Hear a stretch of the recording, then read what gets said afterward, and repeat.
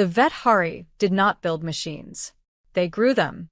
Every vessel in the Vethari continuance, every diplomatic carrier, every resonance ship, every deep-pull freighter, was a living thing, grown from seed cores over decades, fed minerals and light and the carefully hummed frequencies of Vethari song until the hull thickened, until the corridor roots spread, until the navigation lobes swelled fat with star memory. A Vethari ship was not operated. It was partnered. You did not press buttons. You pressed your palms against warm bark plating, and you asked. And the ship, if it trusted you, if it had known you long enough, would answer. This is why, when the Avathrin, the oldest diplomatic carrier in the Continuance Fleet, 312 years old, a vessel that had carried 7 treaties and 2 declarations of universal ceasefire, began to forget, the Vethari did not know what to do. It started small. The Avathrin would drift 2 degrees off its resonance line, and then correct, embarrassed, like an elder who had momentarily lost a word mid-sentence. Then it began misremembering docking corridors. Then it stopped recognizing junior crew members it had carried for 11 years. Then it forgot the star. Not metaphorically. The Avathrin's navigation lobe, an organ roughly analogous to what a human might call a brain, though the Vethari would reject that comparison as crude, simply erased the position of Velar Prime, the Continuance's home system. The ship still flew. But it flew the way a person walks after a stroke, with enormous effort, compensating constantly, never quite balanced. Fleet Tender or Vesa Solend, who had bonded with the Avathrin at age 14 and was now 62, stood in the ship's memory chamber, a warm, amber-lit hollow deep in the vessel's core where the walls breathed slowly, and pressed her 6-fingered hands flat against the pulse bark. She felt the ship try to remember her. She felt it fail. She stepped back. She did not cry. Vethari did not cry the way many species did. Instead, the chromatophores beneath her pale skin bloomed a deep, involuntary indigo, the color of grief too large to speak. "We are going to lose her," said her second tender male from the doorway. He was young. He had never lost a ship before. "We are not losing her yet," Orvesa said, but her skin did not change color back. The Continuance had tried everything it knew. 3 generations of root singers had sung to the Avathrin for 40 consecutive days. Mineral baths. Light recalibration. They had brought the ship back to the orbital nurseries where it had been grown and played it recordings of its own earliest memories, the first vibrations of its germination, and the sound of the seed core cracking open. The ship stirred when it heard those sounds. The ship stirred, akin to a dreamer on the verge of awakening. But it did not wake. It was the Continuance's ambassador at expansion, a pragmatist named Sulithvon, who made the suggestion no one wanted to make. "There is a species," he said at the Emergency Council, "that builds machines differently.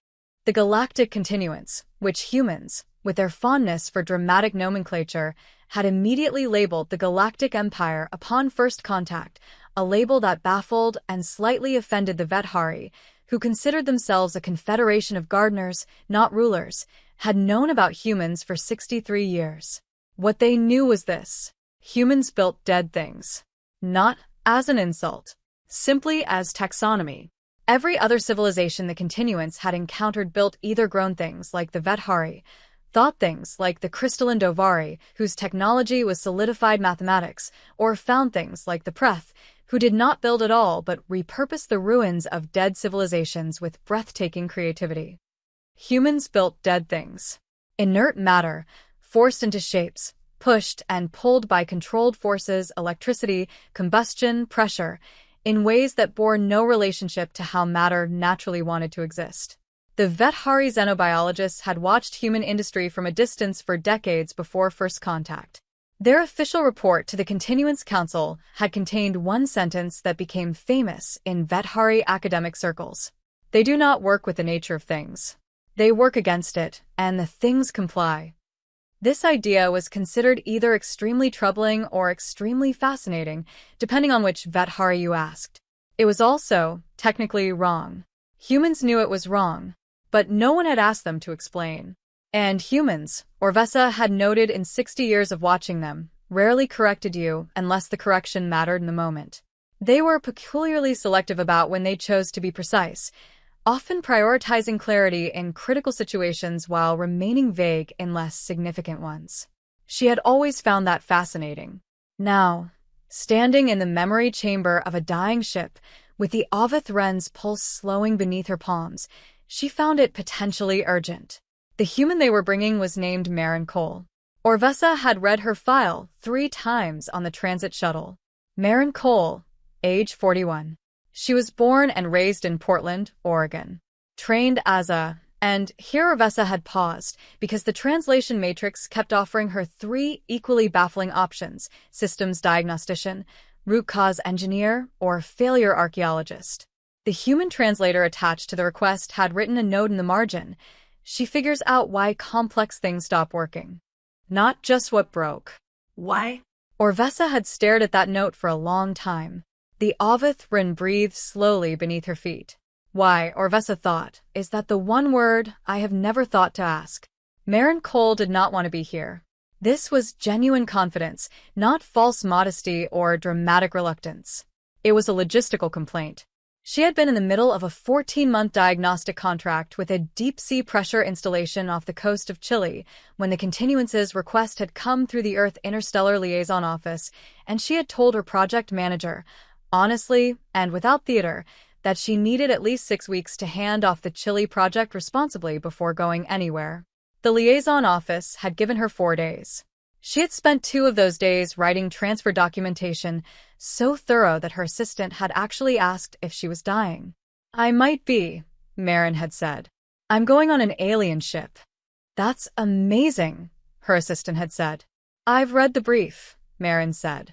The ship has a degenerative condition, but it lacks neurons, doesn't fit our definition of a ship, and I have no tools for any of this. So, what are you going to do? Maren had looked at her for a moment. I'm going to listen, she said. That's usually the job. She arrived aboard the Aveth Wren through a docking aperture that irised open like a slow eye and closed behind her with a sound like a sigh. The corridor she stepped into was warm and amber-lit and curved in ways that felt organic, because they were. The walls were smooth but not flat. They breathed, almost imperceptibly, and she could feel the vibration of something deep and slow through the soles of her boots. She stood still for a moment, not because she was afraid, because she was listening. Orvessa Solon met her at the 3rd curve of the welcome passage. The fleet tender was tall and pale, with the wide-set eyes of deep space-adapted Vadhari, and her skin was currently a muted gray-blue that the briefing documents told Maren indicated either exhaustion or sustained emotional distress. Thank you for coming, Orvessa said. Her standard was precise and slightly formal in the way of someone who had learned it from recordings rather than conversation. Thank you for the invite, Maren said. Orvessa blinked. Both sets of eyelids, inner and outer. You were invited with considerable urgency. I know. I'm not being sarcastic. I genuinely mean it. Maren looked around the corridor. This is the most interesting place I've ever stood in my life. I've been a systems diagnostician for 18 years, and I have never stood inside the thing I was asked to diagnose. That's new. Orvessa was quiet for a moment. Her skin shifted very slightly toward a greenish tone. Maren's briefing document said that was the Vadhari equivalent of recalibrating one's expectations. Come, Orvessa said. I will take you to her core. The memory chamber was the most alive room Maren had ever been in. She stood in it for 11 minutes before she said anything. Orvessa waited. She had expected impatience from the human films, which the Vadhari Cultural Archives had catalogued obsessively, showed humans solving things quickly, dramatically, with sudden insight. She had steeled herself for performance. Instead, Maren Cole stood in the amber light with her eyes half closed and her hands open at her sides, and she simply inhabited the space. After 11 minutes, she crouched down and pressed one palm flat to the floor. She's compensating, Maren said. Yes, Orvessa said. She has been for. Not for the forgetting. That's downstream. She's compensating for something else. Something that started before the forgetting. Maren didn't lift her hand. What changed about 3 years before the forgetting began? Orvessa stared. How did you? The vibration pattern in the floor. Marin stood up, brushing her knee. There are two rhythms here. One is irregular. That's what everyone's been treating. But underneath it, there's a secondary rhythm that's perfectly regular but wrong. It's too slow. Whatever that rhythm is, it's been running too slow for a while. The irregular pattern is the ship's attempt to compensate for it. She's been working harder and harder to make up for something that isn't giving her what she needs, and eventually she started forgetting things because she was spending too much. I don't know your word for it. Processing capacity, just staying upright. The silence in the memory chamber was different after that sentence. Orvesa sat down slowly onto the root bench along the wall. Her skin was cycling through colors too quickly for Marin to read them. The deep feed root, Orvesa said, finally, quietly. We called it a mild dormancy. It happens sometimes as ships age. The deep feed root slows its mineral uptake cycle. We call it, she paused. We call it resting. What does the deep feed root do? It provides the base frequency, the grounding tone. The Avathrin has always run at that frequency. It is what she grew into. It is, Orvesa stopped. Her skin went very still, very pale. It is what she hears when she is trying to remember where she is. And if that tone is wrong, Marin said, then every time she reaches for home, she finds static. Orvesa made a sound. Not a word. Just a sound. Okay, Marin said. Can I see the deep feed root? The deep feed root was, to Orvesa's knowledge, inaccessible. Any physical barrier did not make it inaccessible. It was inaccessible because it was embedded. The deep feed root of a grown ship was not a component that could be reached and examined. It was woven through the ship's entire lower mass, a network so finely distributed that to expose it would be to flay the Avathrin to the bone. 3 centuries of Vethari ship-tending tradition had never developed tools for examining it directly. Why would they? The root either worked or it slowed. If it slowed, you sang to it and fed it and waited for it to wake. You did not examine it. Marin listened to this explanation with full attention. Then she asked, what does the deep feed root respond to? Vibration, mineral presence, light spectrum, song historically. Okay.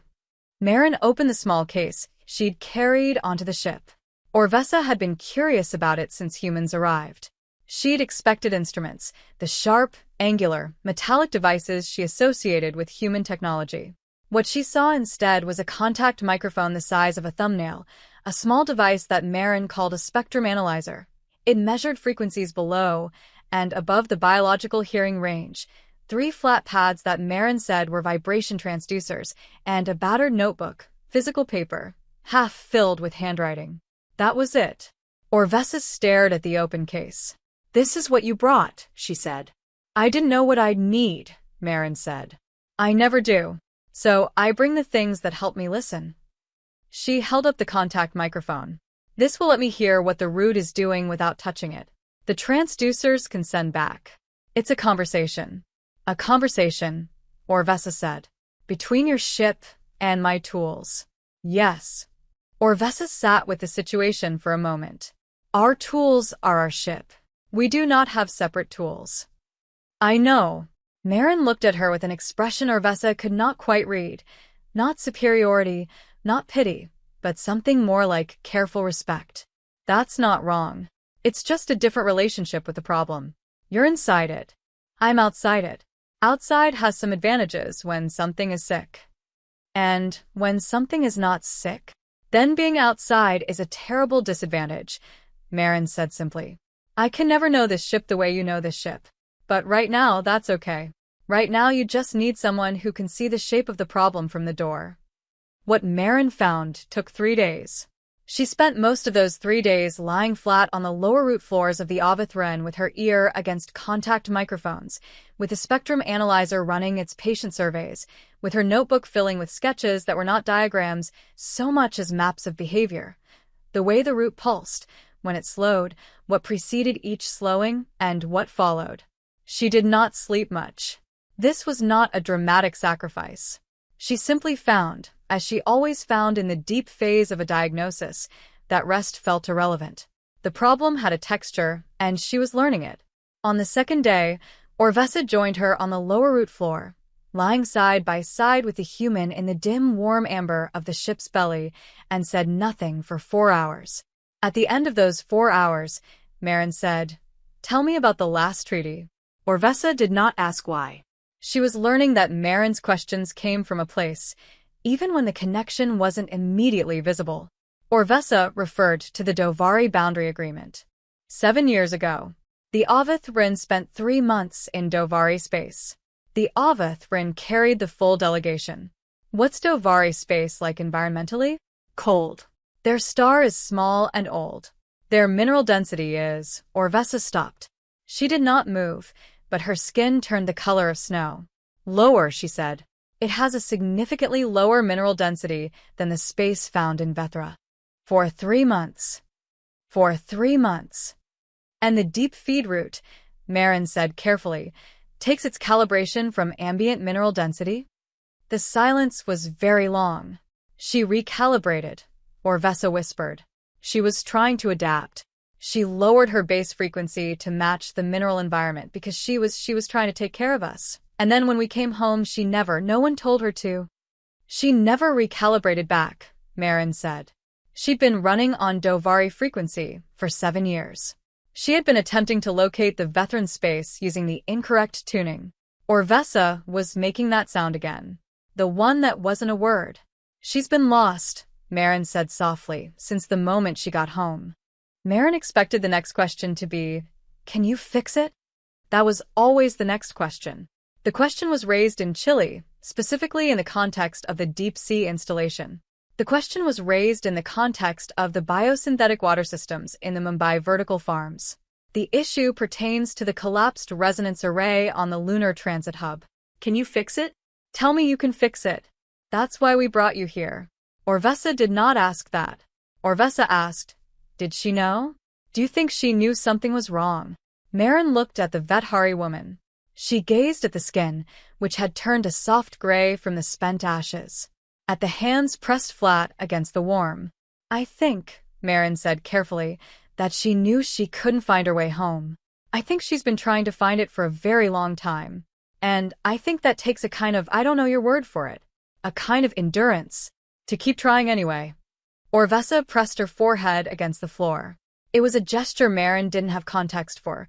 She learned later it was something Vethari only did in private, only with ships they had bonded to, a gesture of acknowledgement older than the continuance itself. I see what you have been carrying. I did not see it until now. I am sorry. Can she be recalibrated? Orvesa asked, her forehead still pressed to the floor. Yes, Marin said. But not by my tools. She let that sit. My tools found the problem, she continued. But recalibration has to come from inside the relationship. From you. From your crew. It must be Vethran frequency. Genuine, not machine transmitted. It has to come from bond memory. The actual mineral hum, carried in the bodies of those who have lived in Vethran space their entire lives, must be present. Orvesa lifted her head. I need to know the precise frequency she needs to return to, Marin said. My analyzer can identify it exactly. And then your root singers need to sing it. Not to comfort her. Not as therapy. As information. This is a signal that she can actually navigate home by. She will not, Orvesa began. Her memory. Her memory is damaged because she has been spending all her resources trying to compensate for the incorrect bass tone. Give her the right tone, and she can stop compensating. The memory loss may not be permanent. It may be exhaustion. Orvesa stared at the ceiling of the Avith Ren's belly, at the dark root weave above them. 300 years of slow growth, a living thing that had carried peace agreements across the stars and was now quietly, painfully trying to remember the name of the sun it had been born under. She's been exhausted, Orvesa said, for 7 years. Yes, Marin said. The continuance sent 40 root singers. Marin had expected a ceremony. The arrival was, in fact, quite quiet. 40 Vethari in the gray-green traveling robes of the resonance guilds, who came aboard the Avith Run without announcement and spread through the lower route corridors in small groups, pressing their hands to the walls, reacquainting themselves with a ship most of them had sailed on at least once in their lives. The Avith Run was old enough to have carried almost everyone. Marin gave Orvesa the frequency. The frequency was not presented as a numerical value, as Orvesa was unable to perceive it as such. Marin had spent an afternoon calibrating the spectrum analyzer's output tone to a range one of the junior root singers could reproduce, and then had the singer sustain it until every member of the choir had found it in their voice. The tone was low and slow, sitting below the comfortable range of song, forcing the singers to reach for it and descend into their oldest registers. When 40 Vethari sang it together in the Avith Wren's memory chamber, the walls changed. Marin was in the outer passage when it happened, giving the Vethari their privacy. She felt it through the floor, a shift in the ship's bass vibration, from the slightly off rhythm she'd been listening to for 3 days to something she had no words for except right. It felt like a building that had been fractionally unlevel for so long that you'd stopped noticing the tilt suddenly settling. She sat down on the floor of the corridor, back against the breathing wall, and closed her eyes. She didn't know if it was working. She wouldn't know for a while. She opened her notebook and wrote, as she always did after the diagnostic phase concluded and before the outcome was known. The ship forgot her home. She didn't stop flying. She just flew wrong. She stared at that sentence for a long time. Then she wrote, "Most things don't stop when they're lost. They just use more energy than they should." She wasn't sure if she was writing about the Avithrin anymore. Ambassador at Expansion Silith Vaughn was the first to use the word unimaginable. He used it in his report to the Continuance Council, in the section describing Marin Cole's methodology, and he meant it as a compliment, but it caused considerable debate because several council members heard it as a criticism. "The human did not use any tool we recognize as advanced," he wrote. "She used no energy systems, no biological interface. She did not use any grown instruments or thought-solidified calculations. She brought a microphone, an analysis device smaller than a seed core, and a book made of dead tree pulp filled with her marks. And in 3 days, she found what 7 years of root singing had not found. I have attempted to understand how. I cannot. Not because her tools are sophisticated, they are, by our standards, absurdly primitive. I cannot understand it because her method is not about tools at all." She listened to the ship, as if it were a problem of logic rather than life. And because she was outside the bond, because she was incapable of bonding, being human, and being made of dead thing-building instincts, she could see the shape of the problem without the shape of her love for the ship distorting it. We could not find the fault because we were too close to the patient. The human was not close. And, in the distance, she found what we could not. This is not a comfort. It implies that what we call a limitation in human technology, the inability to grow, to bond, to live in relationship with their machines, is simultaneously a diagnostic precision that we do not possess and cannot easily acquire. I am recommending that the continuance establish a formal knowledge exchange. The goal is not to acquire human technology. Instead, the goal should be to gain a deeper understanding of human distance. The word I keep returning to is unimaginable. I mean, I could not have imagined needing it. The Avithrin did not recover overnight. It took 4 months of sustained recalibration singing, the crew adapting their daily resonance practice to include the new bass tone, the root singers cycling through in rotating visits, and Orvesa spending 3 hours each evening in the memory chamber with her hands against the pulse spark, giving the ship what it needed to find its way back. The memories did not return in order. The first thing Avithrin remembered was not a star system or a docking corridor. It remembered Orvesa at age 14, the day of their bonding, the specific mineral and light signature of a terrified young girl who had pressed her palms to a seed core barely larger than her head and whispered hello with a voice that shook. Orvesa knew because she woke one morning to find the walls of her quarters shifted to the precise amber tone of her childhood bedroom, which she had never described to anyone. She stood in the middle of her quarters for a long time with her skin the color of early dawn. "You remembered me," she thought. "Before anything else, you remembered me." She pressed her hands flat against the nearest wall.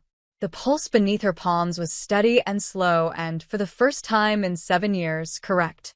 HFY, she thought, in the oldest formulation of Vethari ship-bond language, the one that had no direct translation but meant roughly, "Now let us begin again, from here, with what we know." The wall was warm. The ship breathed. Marin left the Avithrin on a standard continuance shuttle 48 hours after the recalibration singing began, before the outcome was confirmed, because that was how she always worked. She was diagnosed. She pointed. Others healed. Orvesa walked her to the docking aperture. "You will not stay to see if it worked," Orvesa said. "You'll tell me," Marin said. "And anyway, I already know it worked. The frequency was right. The singing will do the rest." She looked down the amber curve of the welcome passage one last time. "She's a wonderful ship. She was working so hard." "Yes. You take good care of her." "I have tried," Orvesa said. "I did not try the right thing until now." Marin was quiet for a moment. "You loved her too much to see her clearly.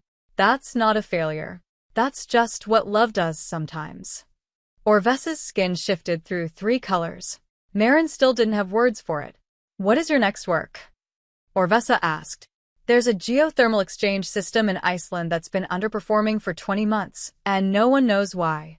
Marin picked up her small case. "Nobody thinks it's intriguing enough to warrant attention, which means it's probably fascinating. You prefer the problems no one else is looking at." "I prefer the problems that are trying to tell you something," Marin said. "Most broken things are." The docking aperture opened. The shuttle waited. "Marin Cole," Orvesa said. Marin turned. "What you brought to us, it was not a tool. It was a way of seeing." "That's all any tool is," Marin said. She stepped through. The aperture closed behind her with a sound like a sigh. 6 months later, the Continuance Council received a full recovery report on the Avithrin. Navigation lobe, fully functional. Crew recognition, restored. Star memory, intact, with minor gaps in years 2 through 5 of the forgetting period, which the ship's own systems were slowly reconstructing from contextual echo memory. The Avithrin had been assigned a new diplomatic mission, the first in 8 years. She would carry a cultural exchange delegation to the Preth border systems. She would be away for 5 months. Orvesa was going with her. The night before departure, Orvesa sat alone in the memory chamber. The walls breathed slowly. The pulse spark was warm. The amber light came from the ship's own bioluminescence, which had deepened in tone and steadiness over the past months. The light of something that was no longer spending itself, just staying upright. Orvesa had written a message to Marin Cole. It was waiting in the interstellar communication queue. It said, "She remembered the Dovari Treaty mission in full this morning. All 3 months. She told me the exact mineral content of the water supply at Dovari Station 7. She is, I think, laughing about it in the way ships laugh, which is a change in wall temperature that only a bonded tender can feel. I thought you would want to know. The Continuance is still debating what category to place your methodology in. They have decided it does not fit any existing category. Someone proposed a new one. Karo, which is an old Vethari word that means roughly the act of understanding a thing by choosing not to possess it. I thought you would appreciate that. We depart tomorrow. Avithrin knows exactly where she is going and how to come home. That is, I think, everything." Orvesa closed the message. She pressed her hands against the pulse spark one more time before sleep. The ship remembered her. Every time now, without effort, the way you remember the people you have known so long they have become part of the shape of the world. The walls breathed. The ship dreamed of stars it knew by name. And somewhere back on a small, loud, improbable planet full of people who built dead things that somehow, stubbornly, miraculously worked, a woman lay on the floor of an Icelandic geothermal plant with a contact microphone and a notebook, listening to something that had been trying to speak for 20 months and had simply never been given a quiet enough room. She was listening now. That was enough. And